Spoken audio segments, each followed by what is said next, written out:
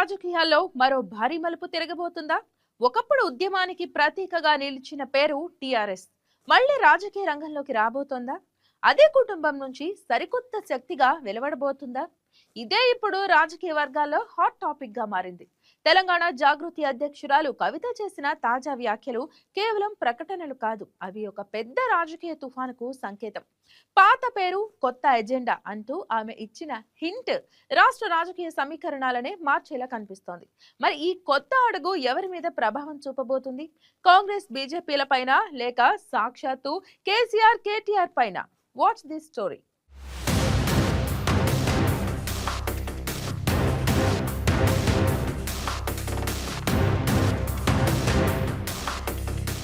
తెలంగాణ రాజకీయాల్లో ప్రస్తుతం ఒక విచిత్ర పరిస్థితి నెలకొంది. అధికారంలో కాంగ్రెస్ ఉంది, బీజేపీ ఎదగాలని చూస్తుంది.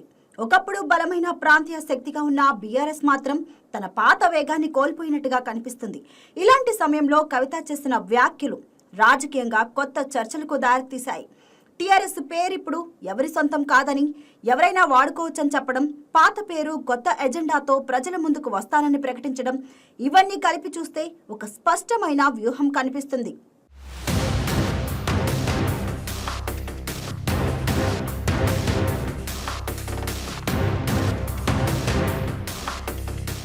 టీఆర్ఎస్ అనేది కేవలం పార్టీ పేరు కాదు, అది తెలంగాణ ఉద్యమానికి ప్రతీక.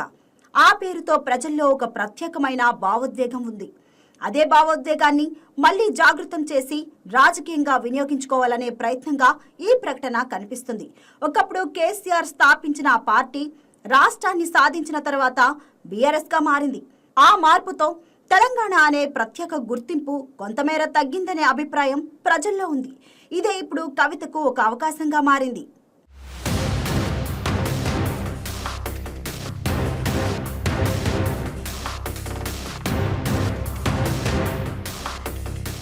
ప్రస్తుతం తెలంగాణలో రాజకీయంగా ఒక ఖాళీ ఉన్నట్టు కనిపిస్తుంది.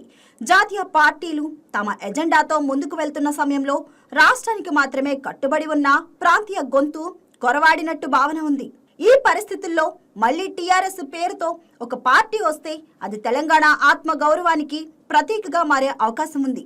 ముఖ్యంగా తెలంగాణ జాగృతి ద్వారా కవిత ఏర్పరచుకున్న నెట్వర్క్ ఈ వ్యూహానికి బలంగా నిలుస్తుంది.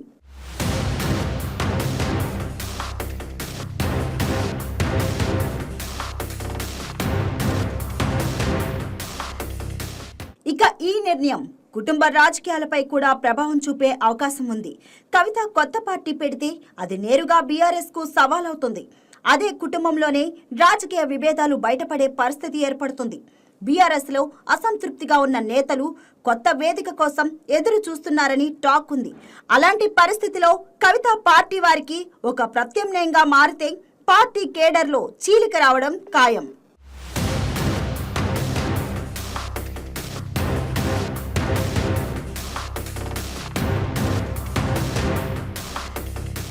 అదే సమయంలో కేటీఆర్ నాయకత్వంపై కూడా ఈ పరిణామం ప్రభావం చూపే అవకాశం ఉంది.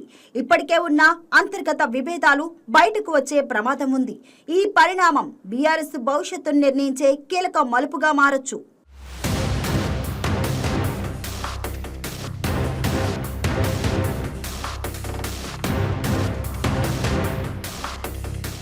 కవిత వ్యాఖ్యలో మరో ముఖ్యాంశం జయశంకర్ సిద్ధాంతాల ప్రస్తావన. తమ పార్టీ ఆ సిద్ధాంతాల ప్రకారమే నడుస్తుందని చెప్పడం ద్వారా తెలంగాణ ఉద్యమ మూలాలను మళ్లీ గుర్తు చేస్తుంది.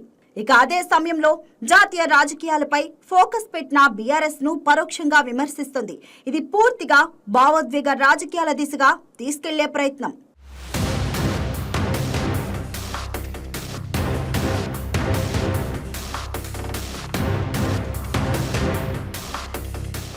ఢిల్లీ లిక్కర్ కేసు తర్వాత కవిత తన రాజకీయ భవిష్యత్తును తిరిగి నిర్మించుకోవాల్సిన పరిస్థితి వచ్చింది. ఈ నేపథ్యంలో కొత్త పార్టీతో రీఎంట్రీ ఇవ్వడం ద్వారా తన ఇమేజ్ ను బలోపేతం చేయాలని చూస్తున్నట్లు విశ్లేషకులు భావిస్తున్నారు. నాన్న స్థాపించిన పార్టీని తిరిగి తెచ్చాననే భావోద్వేగాన్ని వినియోగించుకుంటే అది ఓటర్లపై ప్రభావం చూపే అవకాశం ఉంది.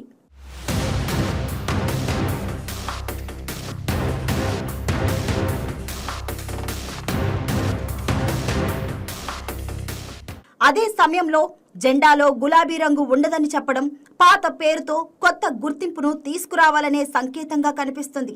ఇది ఒక పెద్ద రాజకీయ ప్రయోగం. విజయం సాధిస్తే భారీ ప్రభావం చూపుతుంది. విఫలమైతే పూర్తిగా వెనక్కి వెళ్లే ప్రమాదం కూడా ఉంది.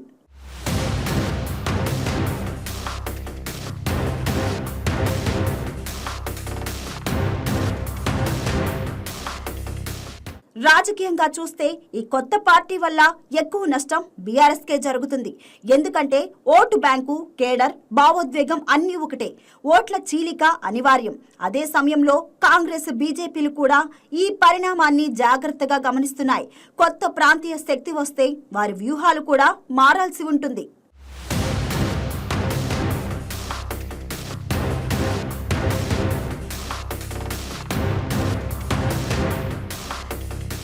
మొత్తానికి కవిత అడుగు తెలంగాణ రాజకీయాల్లో కొత్త చాప్టర్ కు నాంది కావచ్చు.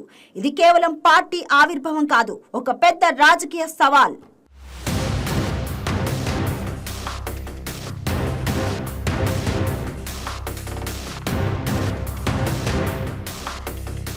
పాత పేరు, కొత్త పార్టీ, కొత్త రాజకీయ పోరు. తెలంగాణలో సమీకరణాలు పూర్తిగా మారబోతున్నాయా?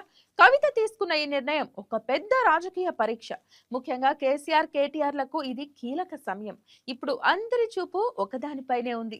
కవిత ప్లాన్ నిజంగా తెలంగాణ రాజకీయాలను కుదిపేస్తుందా, లేక ఇది మరో రాజకీయ ప్రయోగంగా మిగిలిపోతుందా? సమాధానం త్వరలోనే తెలుస్తుంది. కానీ ఒక్క విషయం మాత్రం స్పష్టం, ఈ సైలెంట్ మూవ్ పెద్ద రాజకీయ తుఫాన్గా మారే అవకాశాలు కనిపిస్తున్నాయి.